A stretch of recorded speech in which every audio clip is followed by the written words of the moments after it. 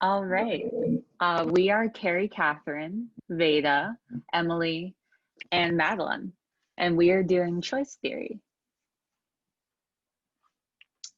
The theory's historical origins begin with Cesare Beccaria. He was born in 1738 and died in 1794, and he was an Italian Enlightenment scholar, and he was also the father of rational choice theory. He was best known for his work called On Crime and Punishment. That's where he introduced rational choice theory and established new paradigms based on the ideas of free will in both criminal justice and economics. And he was a very influential scholar for the birth of America. The founding, Sorry. No, it's all good. The founding fathers took a lot of influence from him. And then we have William Glasser, who's the true father of choice theory. He was born in 1925 and died just in 2013. He was an American psychiatrist who's best known for developing modern therapeutic frameworks such as reality therapy and choice theory. He published Control Theory, which was his life's work book, renamed after choice theory in 1985, because someone else had already developed something called control theory. And he wrote that book after 50 years of experience working in the field.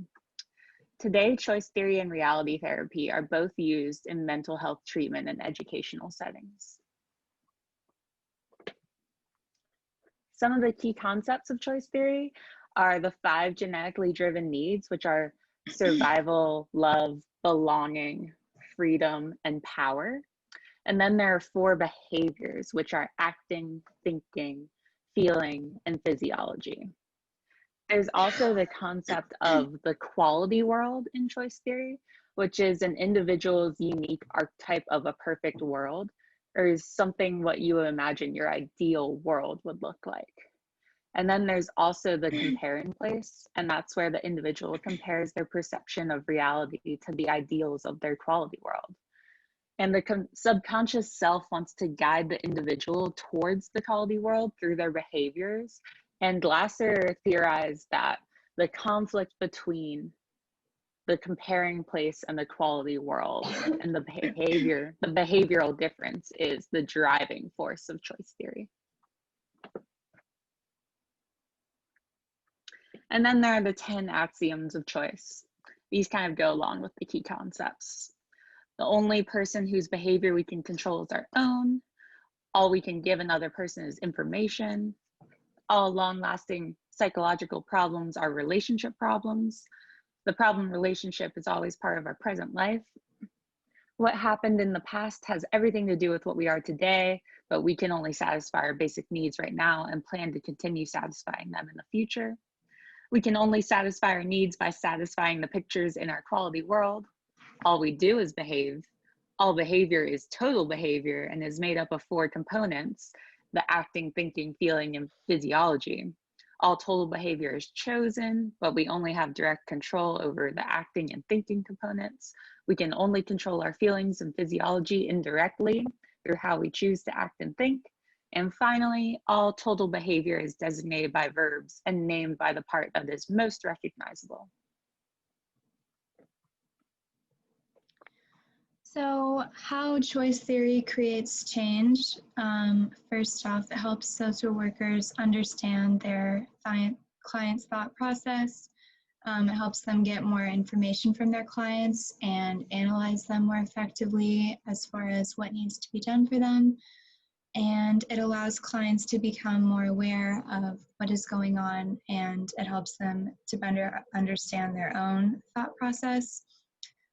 Choice theory explains irrational behavior, and it helps transition into more rational-like behavior. Primarily, the choice theory focuses on individual actions and how people can create change on their own. And how choice theory is used, social workers can use their understanding to guide interactions and make recommendations for their clients. It helps social workers understand different family dynamics and social interactions across many different cultures. they also can promote interventions this way. Social workers find resources and helps clients understand their benefit. It creates different treatment plans which accommodate each client's views and belief systems. The choice theory helps professionals gain an understanding as to why clients behave in certain ways. And then assessments are used in the choice theory to implement change. These assessments consider what motivates their clients' behaviors. So, a study that was done on choice theory in a group setting, and this took place in Malaysia.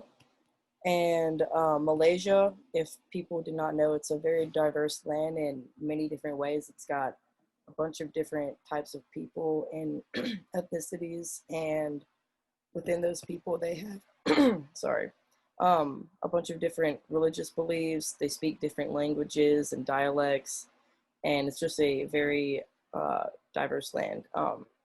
So within the study, they stress the importance of choice theory and reality theory, and how individual responsibility and how that's just super important within each individual in the study.